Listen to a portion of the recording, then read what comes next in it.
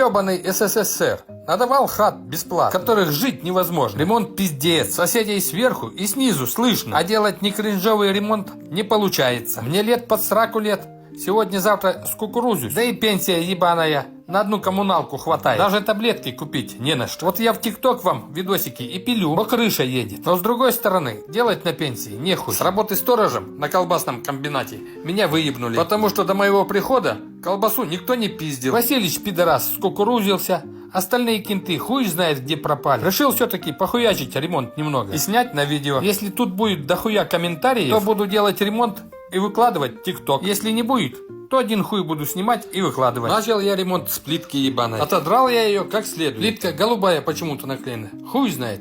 В СССР не было голубых. Наверное, с Европы привезли. Ну ладно, пойду я дальше ебаться с этой плиткой ебаной. А вы не охуевайте и кринжуйте. Ждите следующую серию.